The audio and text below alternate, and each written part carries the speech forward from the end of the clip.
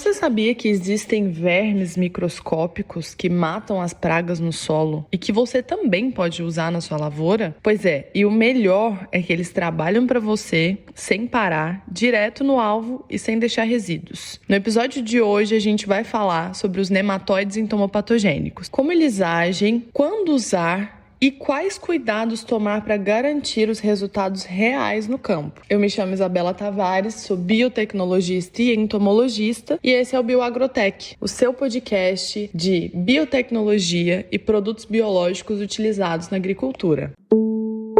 Bom, pessoal, nós sempre falamos sobre micro-organismos, mas hoje a gente vai entrar em alguns macro-organismos que estão ganhando espaço como produtos biológicos. E, especificamente, a gente vai falar sobre 2 gêneros desse universo dos NEPs, ou nematóides entomopatogênicos. E esses gêneros são Heterorhabdites e Sternenema. Para começar, vamos relembrar um pouco o que são os nematóides. A gente falou um pouco deles no episódio de Purpuricillium e Poconia. Então, se você não escutou, volta lá e já escuta para ficar por dentro dos fungos que são parasitas de ovos de nematóide. Mas tá, os nematóides, eles são vermes, geralmente microscópicos, mas tem um específico que a gente consegue ver ele a olho nu. O nome dele é Tubixaba tuchaua. Depois vocês coloquem no Google aí para ver. Que significa, na origem indígena, o maior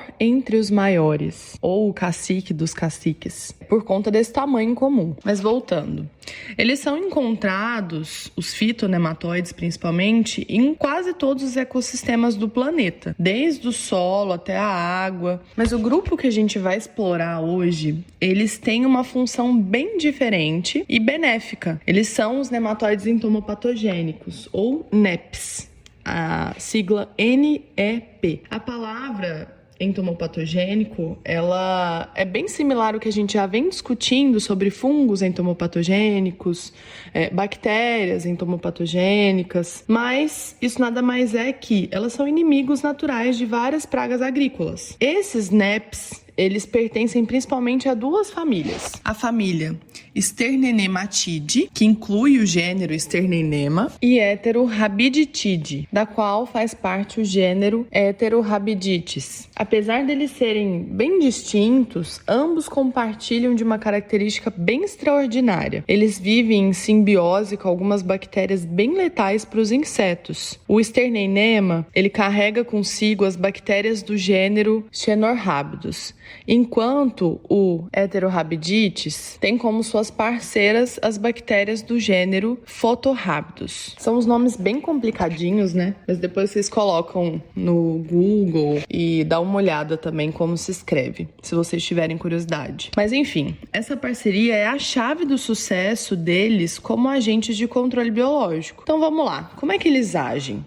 Como é que esses seres tão minúsculos, eles conseguem derrubar insetos muitas vezes maiores que eles? E o segredo está no seu ciclo de vida e na sua estratégia de ataque. A fase do nematóide que busca ativamente o inseto hospedeiro é chamado juvenil infectivo. Muitas vezes ali o J2 ou até mesmo o J3. Esse estágio é o único de vida livre no ambiente e ele é altamente especializado para encontrar e invadir a praga. Os juvenis infectivos, eles podem penetrar no corpo do inseto através das aberturas naturais, como, por exemplo, a boca, o ânus ou os espiráculos, que são as aberturas respiratórias do inseto. E algumas espécies de Heterorhabdites, elas conseguem até mesmo perfurar a cutícula do inseto, que é a pele do inseto, né? A pele protetora, como se fosse a nossa epiderme. Uma vez dentro do corpo do inseto, o juvenil infectivo, ele libera as bactérias simbióticas que carrega dentro do seu intestino, e é aí que a mágica acontece. Essas bactérias, a Chernohabdus ou a Photorhabdus, elas se multiplicam rapidamente na hemolinfa do inseto, que é equivalente ao sangue, né, deles, e a proliferação bacteriana, ela causa uma infecção generalizada, uma septicemia, que a gente também já comentou em outros episódios. Lembra que eu falei sobre a bovéria, que ela tem a bovericina, que é uma toxina que vai matando o inseto aos poucos? Bom, nesse caso dos NEPs, eles geralmente matam o inseto hospedeiro em um período surpreendentemente curto, que é algo entre 24 e 48 horas depois. E além de matar o inseto, as bactérias também produzem toxinas e enzimas que vão ajudar a digerir os tecidos internos do hospedeiro. E isso transforma o interior do cadáver como uma espécie de sopa nutritiva. E é nesse ambiente protegido e rico de nutrientes dentro do inseto morto que os nematóides se alimentam das bactérias e dos tecidos que foram liquefeitos ali pelo hospedeiro. Eles crescem, se desenvolvem, acasalam e se reproduzem, gerando novas gerações de nematóide ali dentro. E quando os recursos dentro do cadáver começam a se esgotar, uma nova leva de juvenis infectivos é produzida, uma nova geração. E esses novos juvenis infectivos, eles saem do cadáver do inseto, prontos para buscar infectar outras vítimas e continuar seu ciclo. Também é bom ressaltar para vocês que existem diferenças nas estratégias de busca por hospedeiro entre os gêneros e até mesmo dentro das espécies de cada gênero. Alguns nematóides, como muitas espécies de Sterneinema, são considerados caçadores de emboscada. Eles tendem a ficar mais parados na superfície do solo ou da planta, esperando em que o inseto passe por perto para poder atacá-lo. Já outros, como muitas espécies de Heterorhabdites e algumas de Sterneinema, são caçadores ativos ou cruzadores, cruisers, que é chamado em inglês. Eles se movem mais ativamente pelo perfil de solo em busca das suas presas.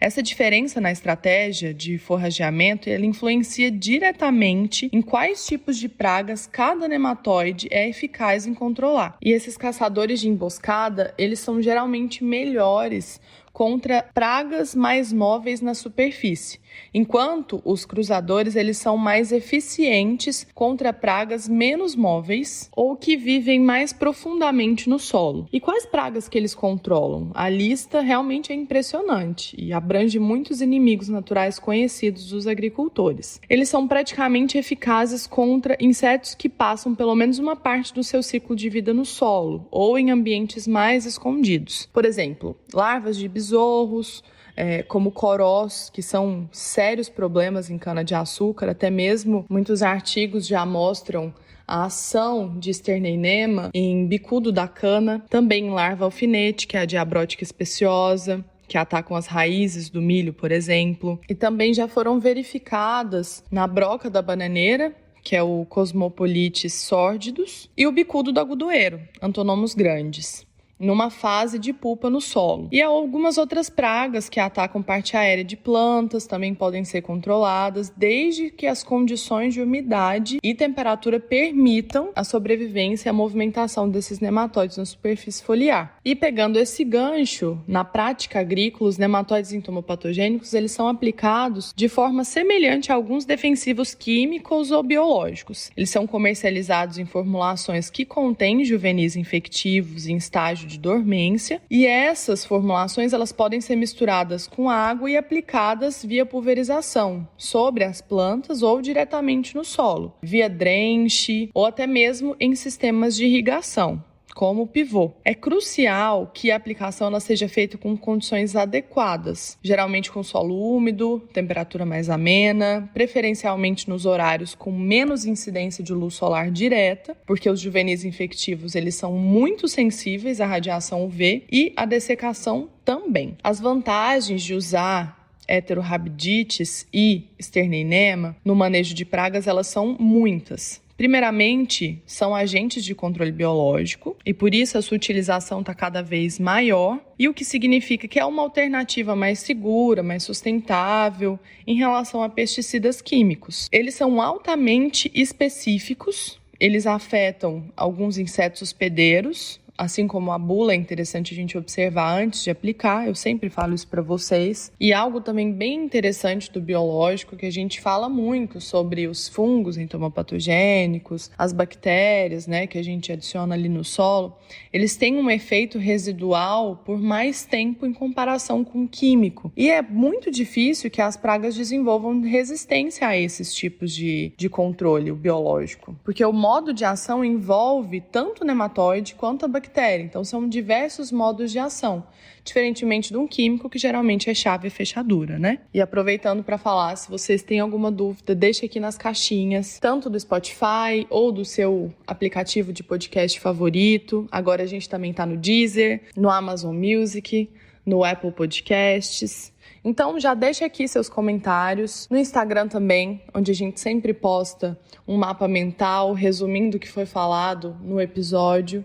Segue a gente lá para dar uma força, dar 5 estrelas, isso ajuda bastante. Mas enfim, se você também trabalha com isso e quiser deixar sua consideração para ajudar outros produtores, pesquisadores, ou até mesmo as pessoas que trabalham na área, já deixa também seu comentário aqui. Tá bom? Vai ser super bom escutar o que vocês têm para dizer. Mas voltando. Com toda essa tecnologia, existem alguns desafios e considerações também. Os nematóides, eles são organismos vivos e, portanto, têm requisitos específicos de temperatura, umidade, oxigênio para sobreviver. E também eu chego na dica da semana, que vai fazer um resumo de tudo isso. Para você que se interessou pelos nematóides entomopatogênicos, está pensando em usar na sua lavoura ou até mesmo no seu jardim de casa, vão algumas dicas e práticas essenciais para a gente garantir o sucesso da aplicação, baseado em recomendações de especialistas. Primeiro, a temperatura ela é crucial. Por exemplo, o Sterneinema, ele trabalha melhor entre 14 e 35 graus Celsius. Temperaturas mais baixas que 5 graus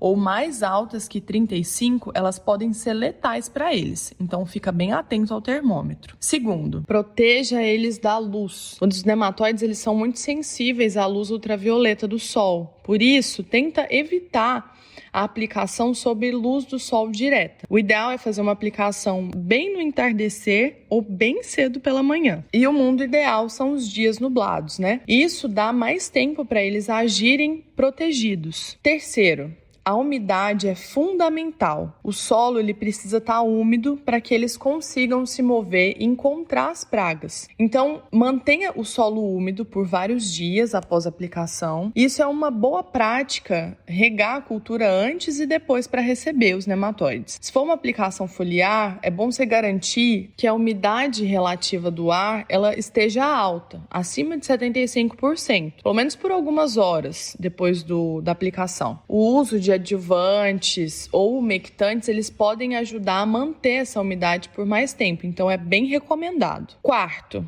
cuidado com as misturas. Embora esses nematóides eles sejam bem compatíveis com outros produtos, alguns pesticidas eles podem prejudicar a sua atuação. Então sempre dá uma olhada na tabela de compatibilidade que o seu fornecedor do produto, ele vai te passar, que o ideal é que ele sempre tenha, para você entender essa tabela antes de fazer a mistura de tanque. E uma dica é sempre adicionar os nematóides por último no tanque e nunca o contrário. E quinto, uma informação sobre o produto. Geralmente o que você compra tem cerca de 85% de juvenis infectados, que são os guerreiros, né, que vão atrás das pragas, e o restante é um veículo inerte e biodegradável. E pode ficar tranquilo que eles são seguros para a maioria dos insetos benéficos, como as joaninhas e as abelhas, embora o contato direto na aplicação foliar pode ainda afetar alguns organismos. Seguindo essas dicas, você vai aumentar bastante as chances de sucesso no uso desses incríveis aliados biológicos. Em resumo, pessoal, os nematóides entomopatogênicos dos gêneros Heterorabidites e Sterneinema, eles são exemplos fantásticos de como a natureza oferece várias soluções bem engenhosas para os desafios da agricultura. Esses pequenos seres, eles, em parceria com suas bactérias simbióticas, formam um exército microscópio